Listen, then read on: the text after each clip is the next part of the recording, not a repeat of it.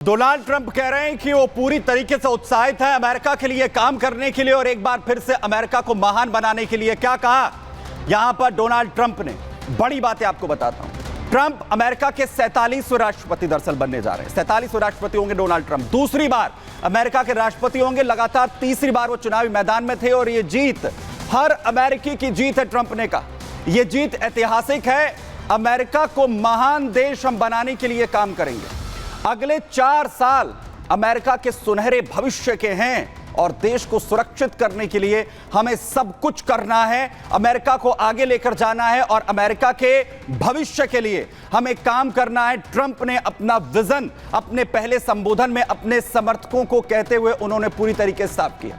लेकिन साथ ही साथ उन्होंने एक और बड़ी बात कही, मिडिल ईस्ट जिसे लेकर अपने पूरे चुनावी कैंपेन में यूरोप में जहां रूस और यूक्रेन का युद्ध चल रहा है उसे लेकर वो लगातार बोलते रहे और उस पर भी उन्होंने बड़ी बात कही है। वो आपको सुनवाता हूं। Want a strong and powerful military, and ideally we don't have to use it. You know, we had no wars. 4 years we had no wars except we defeated ISIS. We defeated ISIS in record time. But we had no wars.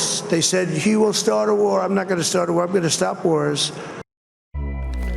तो middle east का युद्ध हो या फिर रूस Ukraine की जंग, इसमें बड़े फैसले जो हैं वो ट्रंप यहां पर ले सकते हैं। लेकिन बड़ी बातें आपको बताता हूं कि आखिर हड़कंप ट्रंप की जीत के साथ कहां तक मचता हुआ नजर आ रहा है, क्योंकि सुपर बॉस अब ट्रंप यहां पर बन चुके हैं। रूस यूक्रेन युद्ध को खत्म ट्रंप करना चाहते हैं। वो बार बार इसका जिक्र करते रहे हैं कि जो युद्ध है वो नहीं होना चाहिए, लेकिन मैं कोई युद्ध शुरू नहीं करूंगा। इसकी भी उन्होंने बड़ी बात कही। उन्होंने कहा कि कोई युद्ध मेरे कार्यकाल में शुरू नहीं होगा। हम युद्ध को रोकने की जो भरसक कोशिश है वो करेंगे। हम शांति लेकर आएंगे।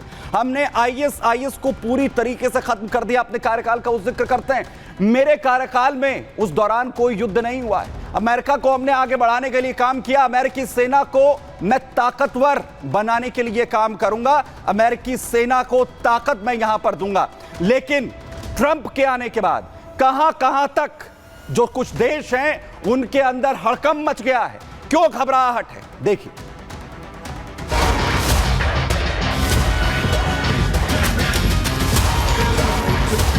डोनाल्ड ट्रंप ने अमेरिकी राष्ट्रपति चुनाव की जंग जीत ली है। ट्रंप की प्रतिद्वंदी कमला हैरिस कोई कमाल नहीं कर पाई है।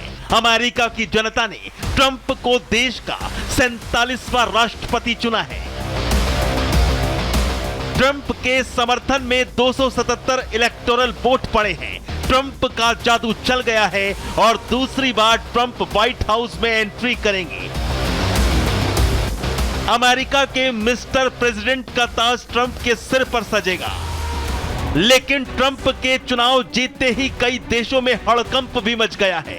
पाकिस्तान, ईरान, रूस, यूक्रेन, चीन, नॉर्थ कोरिया तक खतरे की घंटी बज गई है। सबसे पहले घबराहट तो ईरान की बढ़ गई है, क्योंकि ट्रंप हमेशा ही ईरान पर नजर टेढ़ी किए हुए हैं और ईरान के परमाणु कार्यक्रम पर निगाहें रही हैं। इजराइल को सीधा सीधा ट्रंप ईरान के परमाणु ठिकाने तबाह करने की सलाह दे चुके हैं और इजराइल हमेशा से अमेरिका का पक्का दोस्त रहा है। अब देखना यह है कि ट्रंप के आने के बाद मिडिल ईस्ट का यह तनाव और कितना बढ़ता है और ईरान पर ट्रंप का क्या रुख रहता है। वहीं पिछले 3 साल से जारी रूस यूक्रेन युद्ध पर ट्रंप कह चुके हैं कि हम जंग रुकवाने के पैरोकार हैं। ट्रंप के आने से जेलेंस्की को सबसे बड़ा झटका लगा है। अब यूक्रेन को मिलने वाले डिफेंस बजट में भारी कटौती संभव है। अमेरिका से यूक्रेन को हथियारों की सप्लाई बंद हो सकती है। ट्रंप की कोशिश होगी कि वो पुतिन को इनडायरेक्ट फायदा पहुंचाए। ट्रंप का मानना है कि नाटो में रहकर अमेरिका अरबों डॉलर बहाता रहा है। ट्रंप नाटो से बाहर निकलने का फैसला भी ले सकते हैं। इधर पाकिस्तान, सीरिया, इराक भी ट्रंप के टारगेट पर हैं। वहीं चीन और नॉर्थ कोरिया भी टेंशन में आ गए हैं, क्योंकि ट्रंप की पॉलिसी हमेशा से अमेरिका के प्रति साफ रही है और आज जीत के बाद ट्रंप कह भी चुके हैं कि अमेरिकी सेना की ताकत वो और भी बढ़ाएंगे। Bureau report, Republic Bharat. लेकिन सबकी निगाहें इस बात पर टिकी हैं कि ट्रंप राष्ट्रपति बन रहे हैं तो आखिर वो क्या कुछ जो है बड़ा करने वाले हैं उनकी जीत के साथ ही। आखिर क्या कुछ बड़ा यहां पर होने वाला है। ट्रंप जीत रहे हैं तो ट्रंप जीत रहे हैं, आगे क्या बड़ा करेंगे। सबसे बड़ा जहां चीन के खिलाफ उनका सख्त रुख जिस पर पूरी दुनिया की निगाहें रह रही, वहीं नाटो से निकलने का फैसला भी संभव माना जा रहा है। इस पर भी एक बड़ा जो फैसला है वो ट्रंप ले सकते हैं। वहीं यूक्रेन को रक्षा मदद में कमी पर भी फैसला किया जा सकता है ट्रंप की तरफ से।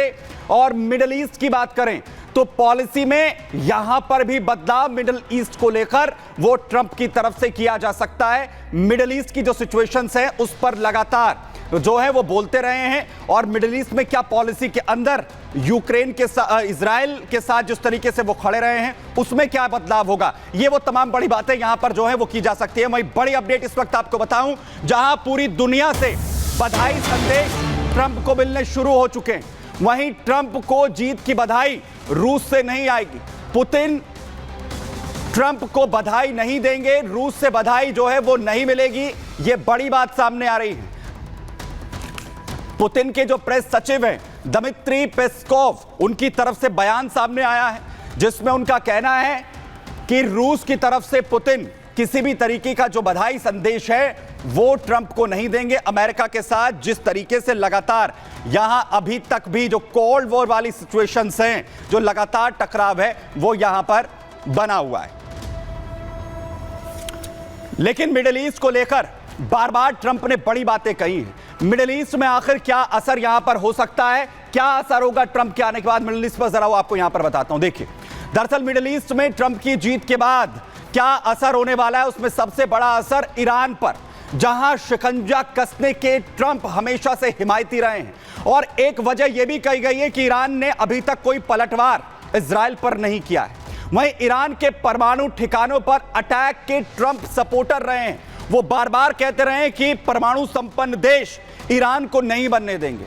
वहीं हमास और हिजबुल्लाह पर नेतन्याहू के एक्शन का भी वो लगातार समर्थन यहां पर करते रहे हैं। वहीं मिडिल ईस्ट में इजराइल की स्थिति को और मजबूती यहां पर मिल सकती है। इजराइल से आज बड़ी तस्वीरें सामने आई हैं ट्रंप की जीत के साथ ही, वहां जश्न जिस तरीके से मनाया जा रहा है। वहीं इजराइल के ईरान पर हमले की को जो ग्रीन सिग्नल है वो भी ट्रंप दिखा सकते हैं, यानी इजराइल खुलकर ईरान पर हमला करने के लिए सामने यहां पर आ सकता है अगर यहां पर ट्रंप अपना पूरी तरह समर्थन यहां पर देते हैं। वहीं मध्य पूर्व में मिडिल ईस्ट में यूएस फोर्स का जो डिप्लॉयमेंट है वो और भी ज्यादा अमेरिका की तरफ से मिडिल ईस्ट में बढ़ाया जा सकता है इजराइल को सपोर्ट यहां पर करने के लिए, क्योंकि हालात पूरी तरह से इस वक्त यहां पर जो है वो भयावह इस वक्त यहां पर बने हुए हैं। लेकिन पूरी दुनिया के अंदर ट्रंप जहां एक अमेरिका के अंदर राष्ट्रपति बनने के साथ ही अमेरिका में जश्न इस वक्त मनाया जा रहा है, वहीं लगातार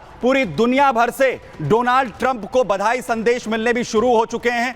पुतिन भले ही यहां पर यह कहते हुए नजर आ रहे हैं कि किसी भी तरीके से उन्हें वो बधाई यहां पर नहीं देंगे, लेकिन चाहे इजराइल हो या फिर यूक्रेन, वहां से बधाई संदेश उन्हें इस वक्त यहां पर दिया जा रहा है। नेतन्याहू और जेलेंस्की की तरफ से किस तरह उन्हें बधाई संदेश यहां पर दिए गए वो मैं आपको यहां पर बताने जा रहा हूं। क्या कहा है नेतन्याहू, क्योंकि लगातार अमेरिका की सपोर्ट से इजराइल युद्ध में है और दूसरी तरफ जेलेंस्की जहां यूक्रेन को अमेरिका की तरफ से अभी तक सपोर्ट मिलता रहा है, लेकिन वो खासे उत्साहित है दोनों ही देश